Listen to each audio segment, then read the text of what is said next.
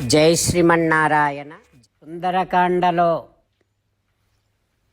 హనుమ రావణాసురుడికి సుగ్రీవుని సందేశాన్ని వినిపిస్తూ ఉన్నాడు. ఇలా చెబుతూ ఉన్నాడు: ఓ రావణ, రాజా దశరథో నామ రథ కుంజరవాజిమాన్. దశరథుడు అనేటటువంటి ఒక ప్రసిద్ధుడైన రాజు రాజ్యపాలన చేస్తూ ఉండేవాడు. పితేవ బంధుః లోకస్య, ప్రజలను కన్నతండ్రిలాగా పాలిస్తూ ఉండేవాడు. ఆయన పెద్ద కుమారుడు శ్రీరాముడు చాలా గొప్ప బలం కలవాడు, మహా తేజస్వి, దశరథునికి చాలా ఇష్టమైనటువంటి వాడు. ఆ రాముడు తండ్రి ఆజ్ఞ ప్రకారము తన భార్య సీతతో, తమ్ముడు లక్ష్మణునితో దండకారణ్యములో ప్రవేశించాడు. ఆయన భార్య సీతాదేవి జనక మహారాజు కూతురు. ఆమె అడవిలో ఉంటూ ఉండగా ఒకనాడు అపహరింపబడింది. ఇక రామలక్ష్మణులు ఇద్దరూ సీతాదేవిని వెతుక్కుంటూ ఋష్యమూక ప్రాంతానికి వచ్చి సుగ్రీవుణ్ణి కలుసుకున్నారు. ఓ రావణ, సీతను వెతికి పెడతా అని సుగ్రీవుడు శ్రీరామునికి ప్రతిజ్ఞ చేశాడు. నిన్ను వానర రాజ్యానికి పట్టాభిషిక్తుణ్ణి చేస్తా అని శ్రీరాముడు సుగ్రీవునికి మాట ఇచ్చాడు. ఇక ఆ తర్వాత రాముడు వాలిని చంపి సుగ్రీవుణ్ణి రాజుగా చేశాడు. ఓ రావణ, వాలి నీకు పరిచయమే కదా, వాలి గురించి నీకు బాగా తెలుసు కదా. అట్లాంటి వాలిని రాముడు నిహతః సంఖ్యే శరేణ ఏకేన వానరః, ఒక్క బాణంతోనే చంపేశాడు.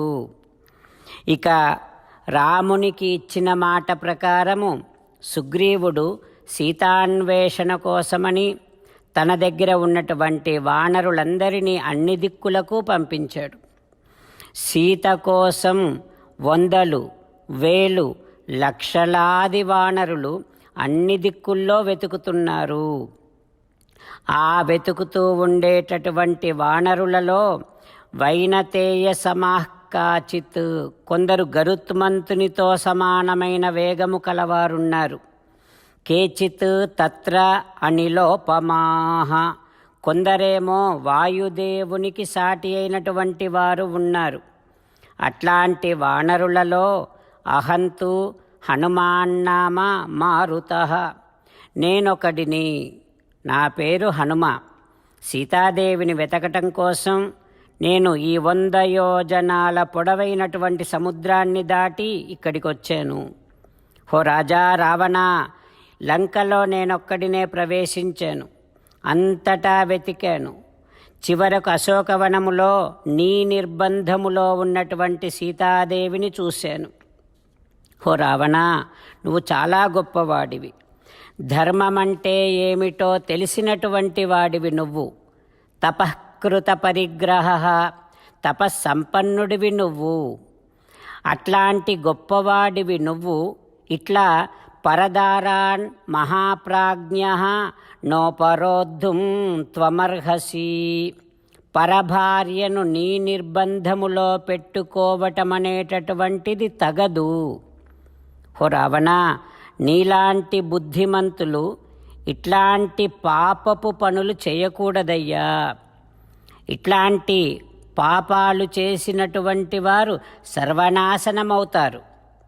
అందుకని ఇట్లాంటి కార్యాలు నువ్వు చేయకూడదు, నీలాంటి వారు చేయకూడదయ్యా అంటూ హనుమ సుగ్రీవుని సందేశముగా రావణాసురుడికి వినిపిస్తూ ఉన్నాడు. రామచంద్రులను మనసారా ధ్యానము చేస్తూ పరమదయాళువు పరమశివుడు చెప్పిన పరమపావన రామనామాన్ని చెబుతూ మనము రామనామ గానము చేస్తూ ఉంటే అదిగో సీతారామచంద్రులు, పార్వతీ పరమేశ్వరులు, ఆంజనేయస్వామి, సకల దేవతలు, పితృదేవతలు, మహర్షులు, ఆచార్యులు, భాగవతోత్తములు అందరూ మనని చూసి ఆనందముతో అనుగ్రహిస్తున్నటువంటి దృశ్యాన్ని భావన చేస్తూ నోరారా రామనామగానము చేద్దాం. రామ రామ దశరథ రామ రామ రామ దశరథ రామ హే హే రాజా రామ హే హే రాజా రామ హే హే సీతారామ హే హే సీతారామ. జై శ్రీమన్నారాయణ. భక్తులకు ప్రత్యేకమైనటువంటి విజ్ఞాపన. మీకు అన్ని విషయాలలో వెంటనే మంచి ఫలితాలు రావాలి అనంటే ప్రతిరోజు 1 నిమిషం వెచ్చించి నారాయణాస్త్రాన్ని చదవండి. ఇక మీకు తిరిగే ఉండదు. నారాయణాస్త్రాన్ని పొందడానికి మీరేం చేయాలంటే నారాయణాస్త్రం అనే వెబ్సైట్కి వెళ్ళి మీ పేరు మీ ఈమెయిల్ ఇస్తే మీ ఈమెయిల్కి నారాయణాస్త్రం PDF వస్తుంది. అందులో ఒక రామాయణ శ్లోకం, ఒక గీతా శ్లోకం, ఒక విష్ణునామం ఉంటాయి. ఆ మూడింటిని కలిపి నారాయణాస్త్రం అంటాం. ప్రతి ఒక్కరికి వేరువేరు శ్లోకాలను ఇస్తున్నాం.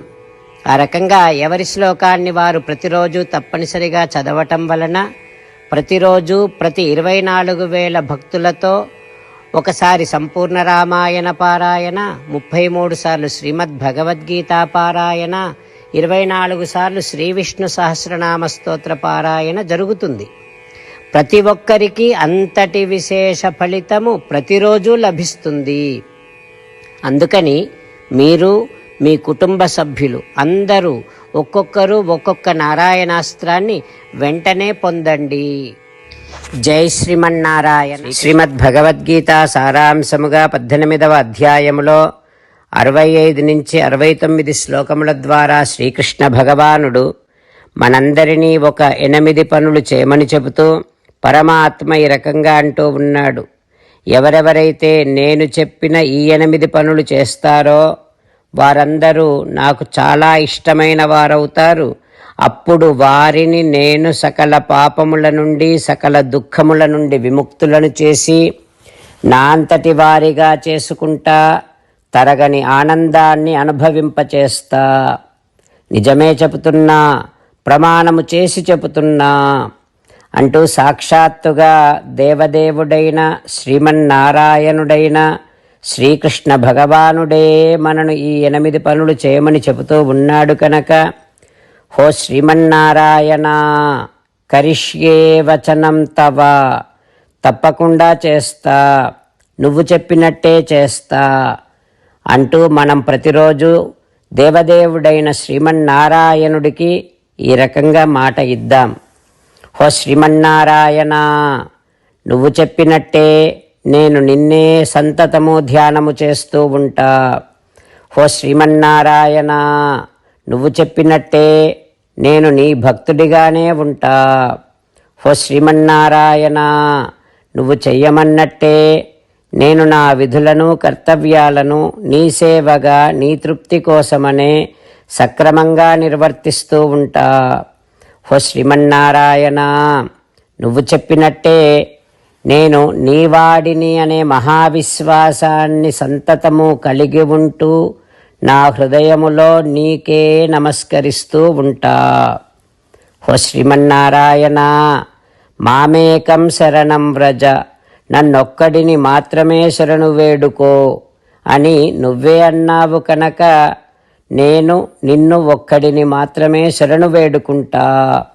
హో శ్రీమన్నారాయణ, మా శుచః, ఇక దుఃఖించకు అని నువ్వే నాకు భరోసా ఇస్తూ ఉన్నావు కనుక నేను ఇక దుఃఖించను.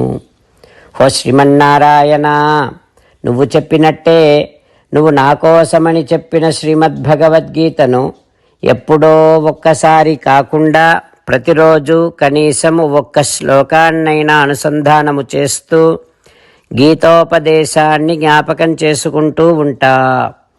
హో శ్రీమన్నారాయణ, నువ్వు చెప్పినట్టే నువ్వందరి కోసమని చెప్పిన శ్రీమద్భగవద్గీతను తెలియని భక్తులందరికీ తెలియచేసే నా వంతు ప్రయత్నాన్ని నిరంతరము కొనసాగిస్తూనే ఉంటా. హో శ్రీమన్నారాయణ, నేను నువ్వు చెప్పినట్టే చేస్తా, నీకు నచ్చినట్టే ప్రవర్తిస్తా, నీకోసమే పని చేస్తూ ఉంటా.